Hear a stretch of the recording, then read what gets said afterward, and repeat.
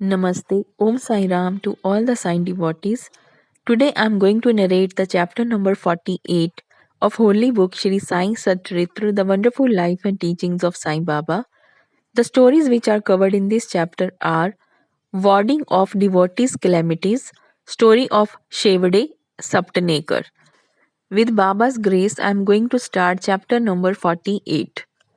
At the commencement of this chapter, someone asked Hemant Pant whether Sai Baba was a guru or Sadguru. In order to answer the question, Hemant Pant describes the signs or marks of a Sadguru as follows. Signs of Sadguru. He who teaches us Ved and Vedant or the six Shastras, he who controls the breath or brands his body with mudras or gives pleasing discourse regarding Brahma, he who gives mantras to the disciples and orders them to chant the same a certain number of times, but does not assure them any result in a definite time, he who by his lengthy gross knowledge explains beautifully the ultimate principle, but has himself got no experience or self realization is not a Sadguru, but he who by his discourse creates in us a distaste for the enjoyments of this world and the next, and gives us a taste of self realization, who is well versed in both the theoretical and practical knowledge, deserves to be called a Sadguru. How can he, who is himself devoid of self realization, give it to the disciples? A Sadguru does not ever in his dream expect any service or profit from his disciples. On the contrary, he wishes to serve them. He does not think that he is great and the disciple small. Not only he loves him as his son, but regards him as equal to himself or as Brahma. The main characteristic of a Sadguru is that he is the abode of peace. He is never restless nor ruffled. He has no pride of his learning. The poor and the rich, the small and the great are the same to him. Hemadpant thinks that on account of the store or accumulation of merits in his past births, he had the good fortune of meeting and being blessed by such a Sadguru as Sai Baba. Even in full youth, he hoarded nothing. He had no family, no friend, no home, nor any support. Since he was 18, his control of mind was perfect and extraordinary. He lived fearlessly in secluded places and always abided in his self. On seeing the pure attachment of his devotees, he always acted in their interests and hence he was in a way dependent on them. What experience he gave to his devotees while he was living in flesh are felt even today after his Mahasamadhi by those who attach themselves to him. What the devotees have to do is this: they have to trim their heart lamp of faith and devotion and burn in it wicks of love, and when this is done, the flame of knowledge will be lit up and shine bright. Mere knowledge without love is dry. Nobody wants such knowledge. Without love, there is no contentment, so we should have unbroken and unbounded love. How can we praise love? Everything is insignificant before it. Without love, our reading, hearing, and the study are of no avail. In the wake of love come devotion, dispassion, peace, and liberation with all their treasures. We do not get love for anything unless we feel earnestly about it. So, where there is real yearning, God manifests Himself. It includes love and it is the means of liberation. Now, let us revert to the main story of this chapter. A man should go to a true saint with a pure mind or even otherwise and hold his feet. Ultimately, he is sure to be saved. This is illustrated by the following stories. Mr. Shevade. Mr. Saptanekar of Akkalkot was studying law. A co-student, Mr. Shevade, met him. Other fellow students also got together and compared notes of their study. It was found by the questions and answers amongst themselves that Mr. Shevade was the least prepared of all for the examination, and therefore all the students derided him. But he said that though he was not prepared, he was sure to pass the examination as his Sai Baba was there to get him through it successfully. Mr. Saptanekar was surprised at this remark. He took Mr. Shevade aside and asked him who this Sai Baba is whom he extolled so high. He replied, there lives in a masjid in Shirdi a fakir. He is a great Satpurush. There may be other saints, but this one is unique. Unless there is a great store of merits on one's account, one can't see him. I fully believe in him, and what he says will never be untrue. He has assured me that I will pass definitely next year, and I am confident that I will get through the final examination by his grace.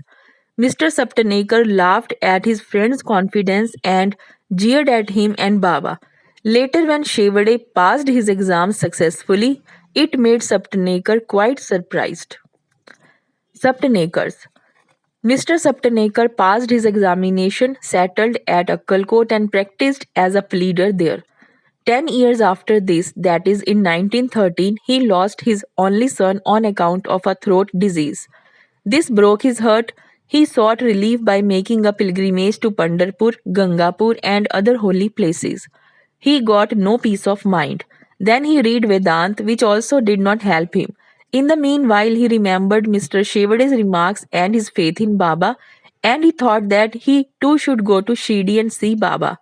He went to Shirdi with his younger brother Pandit Rao and was much pleased to see Baba from a distance.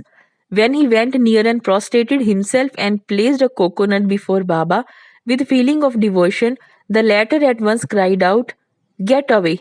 Saptanekar hung down his head, moved back, and sat aside. He wanted to consult somebody who would advise him how to proceed. Somebody mentioned Bala Shimpi's name. Saptanekar saw him and sought his help. They bought Baba's photos and came with him to the masjid. Bala Shimpi took a photo in his hand, gave it to Baba, and asked him whose photo it was. Baba said that this photo was of the Yar, lover of him, pointing to Saptanekar. Seeing this, Baba laughed and all others joined. Bala asked Baba the significance of the laugh and beckoned Saptanekar to come forward and take darshan. When Saptanekar began to prostrate himself, Baba again cried, get out! Saptanekar did not know what to do. Then they both joined their hands and sat before Baba praying. Baba finally ordered Saptanekar to clear out immediately. Both were sad and dejected. As Baba's order had to be obeyed, Saptanekar left Shirdi with a heavy heart, praying that he should be allowed to take darshan next time. Mrs. Saptanekar. 1 year elapsed, still his mind was not at peace. He went to Gangapur, where he felt more restless. Then he went to Madhegaon for rest and finally decided to go to Kashi. 2 days before starting, his wife got a vision. In her dream, she was going with a picture to Lakkad Shah's well. There, a fakir with a piece of cloth tied around his head, sitting at the foot of the neem tree, came close to her and said, my dear lassie, why get exhausted for nothing? I get your pitcher filled with pure water. She was afraid of the fakir and hastened back with the empty pitcher. The fakir followed her. At this, she was woke up and opened her eyes. She told this vision to her husband. They thought that this was an auspicious sign and they both left for Shirdi. When they reached the masjid, Baba was absent. He had gone to Landi. They waited till his return. When he returned, she was surprised to see that the fakir she saw in her vision exactly resembled Baba. She reverentially prostrated herself before Baba and sat down looking at him. On seeing her humility, Baba was much pleased and began to tell a story in his peculiar characteristic manner to a third party. He said, my arms, abdomen, and waist have been paining for a long time. I took many medicines, the pains did not abate. I got sick of the medicines as they gave me no relief, but I am surprised to see now that all the pains have disappeared at once. Though no name was mentioned, it was the story of Mrs. Saptanekar herself. Her pains, as described by Baba, left her soon and she was happy. Then Mr. Saptanekar went ahead to take darshan. He was again welcomed with the former, get out. This time he was more penitent and persevering. He said that Baba's displeasure was due to his past deeds and resolved to make amends for the same. He determined to see Baba alone and ask his pardon for his past actions. He placed his hand on Baba's feet and Baba placed his hand on him, and Saptanekar sat stroking Baba's leg. Then a shepherdess came and sat massaging Baba's back. Baba, in his characteristic way, began to tell the story of a bania. He related the various vicissitudes of all his life, including the death of his only son. Saptanekar was surprised to see that the story which Baba related was his own, and he wondered how Baba knew every detail of it. He came to understand that he was omniscient and knew the hearts of all. When this thought crossed his mind, Baba, still addressing the shepherdess and pointing to Saptanekar, said, "This fellow blames me and charges me with the killing of his son. Do I kill people's children? Why does this fellow come to the masjid and cry? Now, I will do this. I will again bring that very child back in his wife's womb." With these words, he placed his blessing hand on his head and comforted him, saying, "These feet are old and holy. You are carefree now. Place entire faith in me and you will soon get your object." Saptanekar was much moved with emotion. He bathed Baba's feet with his tears and then returned to his residence. Then he made preparations for worship and Naivedya and came with his wife to the masjid. He offered all this to Baba and accepted prasad from him. There was a crowd in the masjid and Saptanekar went there and saluted Baba again and again. On seeing heads clashing against heads, Baba said to Saptanekar, "Oh, why do you prostrate yourself now and then? One namaskar offered with love and humility is enough." Then Saptanekar witnessed that night the Chavdi procession described earlier. In that procession, Baba looked like veritable Pandurang or Vitthal. At the parting next day, Saptanekar thought that he should first pay 1 rupee as dakshina, and if Baba asked again, instead of saying no, he should pay one more, reserving with him sufficient amount as expenses for the journey.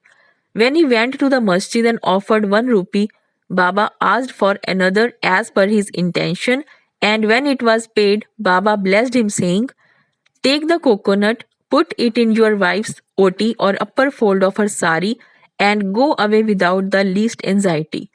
He did so, and within a year a son was born to him, and with an infant of 8 months the couple came to Shirdi, placed him at Baba's feet, and prayed thus: "O Sainath, we do not know how to repay your obligations, therefore we prostrate ourselves before you. Bless us, poor helpless fellows. Henceforth, let your holy feet be our sole refuge." Many thoughts and ideas trouble us in waking and dream states, so turn away our minds from them to your bhajan and bless us. The son was named Murlidhar. Two others, Bhaskar and Dinkar, were born afterwards. The Saptanekar couple thus realized that Baba's words were never untrue and unfulfilled. Chapter number 48 is completed. Bo to Sri Sai, peace to be all.